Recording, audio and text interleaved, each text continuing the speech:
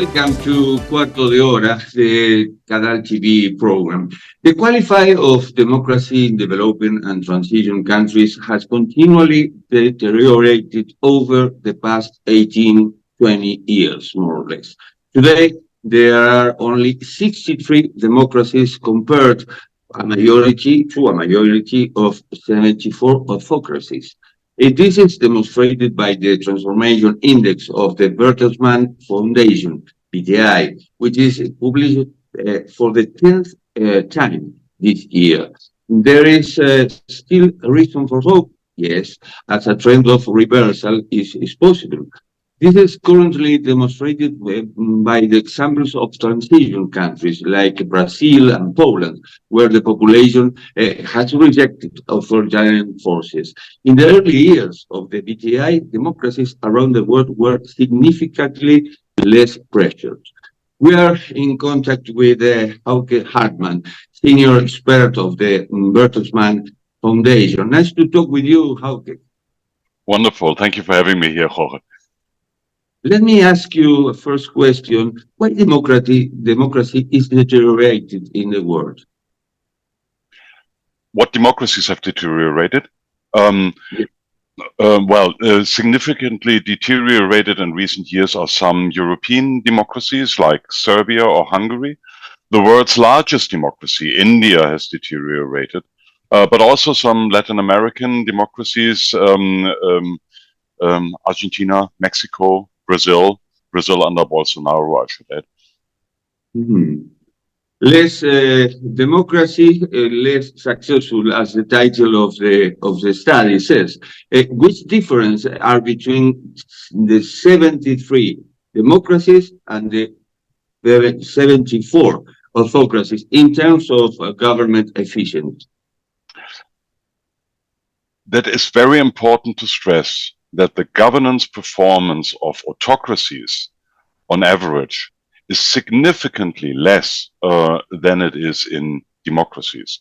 Among the 50 countries that we are ranking worst in our governance index, 46 are autocracies.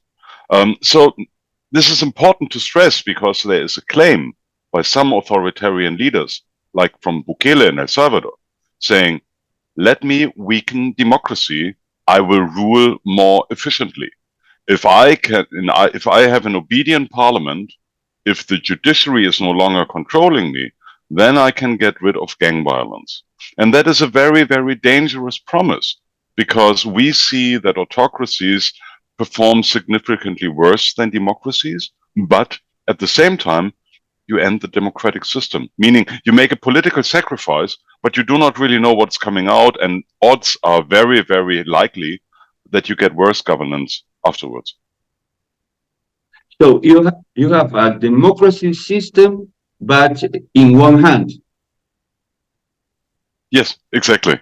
So you have a democratic system, and there is an authoritarian-leaning leader promising to be more efficient if he only was allowed to dismantle democracy. And it turns out that no, he is not more successful. He's even worse, but democracy is gone. And that's really a very clear and present danger. We've seen it in El Salvador, but we've also seen it in Tunisia or in Benin, where authoritarian, or on the Philippines, Duterte, he made the very same point as Bukele. Give me the mandate, I'm going to get rid of the drug mafia. Well, the drug mafia is still there. But at the end of the day, we had massive human rights violations in the Philippines. As we read in the report, it's very important the role of the civil society. Yes, the role of civil society is very, very important, because in many, many cases, this is the last line of defense against authoritarian encroachment. But at the same time, it's necessary to stress that civil society resistance alone is not enough. Look at those sad places like Algeria, Iran, Nicaragua, Belarus, Myanmar. all places where people in the tens of thousands and even hundreds of thousands went to the street out in defense of democracy, but did not have any entry point into the political system. So the political protest, as massive as it was, basically evaporated or was violently suppressed. So when we compare that to other places, like, say, Brazil, Guatemala, Zambia, Moldova, there are a couple of places that instill hope in us, most recently Poland. There are a couple of places where we saw also massive demonstrations, but these demonstrators were able to link up with the political system. They were able to find an opposition party that was able to bundle and channel the voices of dissent into the political arena. They found an electoral commission or a constitutional court that was willing to pick up their grief. They found courageous journalists that were still writing about anti-democratic measures. And all these network forces combined, they are able to do a turnaround, a democratic turnaround. But sometimes, how can the civil society is alone, like, Cuba, Nicaragua, Venezuela in Latin America, for example. Also, I think that is now growing the pressure to, at this time, we don't know what will happen in the island, in Haiti. Yes, that is true. Tragically, there is not so much that one can do. There was a certain sense of hopelessness, of helplessness, when you saw the courageous dissent, for example, in Cuba, in Nicaragua, in Venezuela, all those places. And we were watching helpless from the outside because civil society could not find entry points into the political arena, a meaningful voice of internal opposition that was able to pick up their dissent. From the outside, you cannot really do spectacularly much. But the least that you can do, and I'm also saying that in self-reflection on the European situation, the very least you can do is give those democratic opposition representatives an asylum when they need it, give them a place of refuge, and if possible at all, and if the channels are trustworthy, try to support them. That's the very least we can do because they are fighting our fight. Mm-hmm. Examples of that is China zero COVID policy, the demonstrations by Iranians against the country's regime following the death of Mahsa Amini, the protest against the military government in Myanmar, you mentioned. What changed after the Russian invasion of Ukraine in February 2022? Well, I believe that at least in Europe, there is a growing sense of urgency and of awareness that, yes, democracy is actually under attack. And we have been dormant, we have been neglectful, we have not looked at the Russian troops in West Africa. We have not looked at Chinese investment in Southern Africa. We have neglected all autocratic encroachments, which we had been seeing. But in the meantime, there was still a dollar to be made to be trading with China. Now, I'm not asking for economic disentanglement, and that would be stupid. There is still a hope that we can find some ways of dealing properly with each other. But we have seen that promises can be broken and will be broken if we are unattentive. So I think this definitely has changed. There is a growing sense of awareness. The BTI 2024 was just published this week, and the media attention has never been bigger. All those TV stations, radio stations, newspapers that reported on the BTI, to me, were an encouraging reflection on how seriously the media, and with that public discourse, is taking the threat to democracy these days. We didn't learn after the pandemic. I see with wars like, I mentioned Ucrania, but now We can also mention Israel against Franja de Gaza. Yes, yes. I think the learning curve is not very steep, and we need to pick up with our own learning curve. And it also is very important to think about how do we actually want to shape North-South relations. I think this is very, very important because there were a lot of promises broken on climate finance, on vaccination provision, on equal treatment in the markets that were all broken.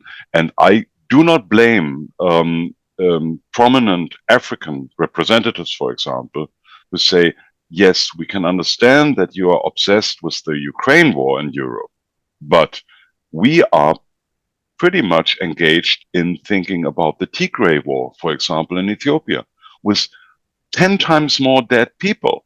And in your newspapers, this is not even worth a little bit of writing about.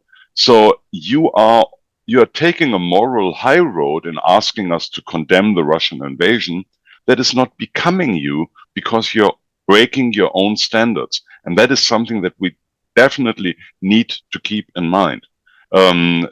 Because it depends a lot on the more advanced democracies also in Latin America to enter into a dialogue that is meaningful, but that is also trustworthy, that we can be believed that we are keeping our word. And in the past, this has often not been the case.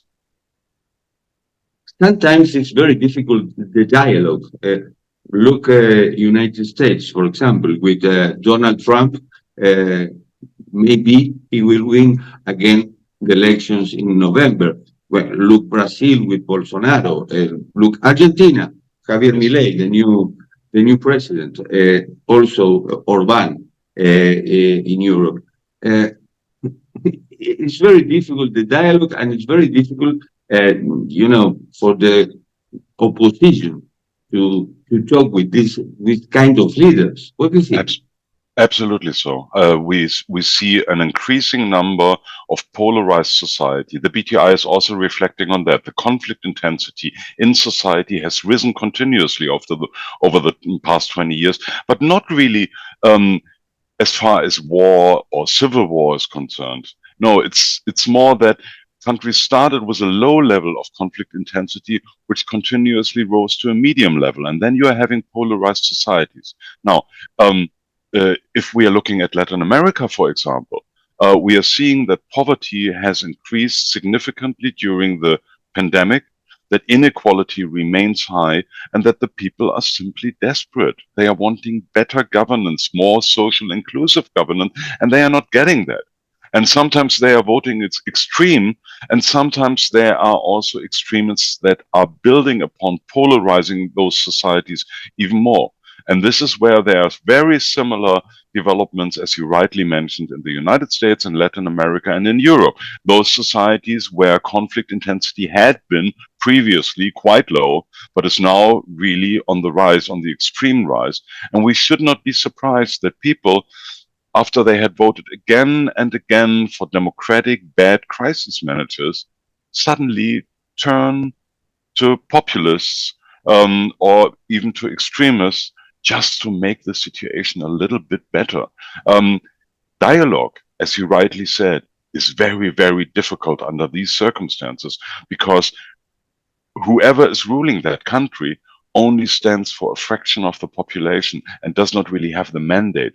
It's a leader that is not building consensus, but quite the opposite. So is even building on the maximization of polarization. I read in a report in the last 2 years alone, elections were less free and fair in 25 countries. That's a lot. That is a lot. And we are seeing that that especially during the last 2 years, something changed. What changed is in previous years, we had democracy erosion in democracies. We had more authoritarian, still democratic, but authoritarian leading leaders like Bolsonaro. We had a weakening of political participation in these countries as well. Now, during the last 2 years, something changed. Democracies, on average, kept their standard, more or less. This is either stagnation for weaker democracies like Mexico or Ecuador, or this is consolidation in the case of stronger democracies like Costa Rica or Uruguay or Chile. But in autocracies, we saw a rise in repression. So whatever was left in political participation rights and the election rights that you mentioned, whatever was left there is now completely destroyed. And that's an interesting thing, because we have seen crises over the last 6, 7, 8, 9 years, started probably with the sudden drop in energy and raw material prices during the second half of the last decade, continued with the corona pandemic, continued with the post-pandemic inflation, fueled by the Russian invasion, of course. And the democracies were first hit. They were the ones that suffered a political blow as well and grew weaker.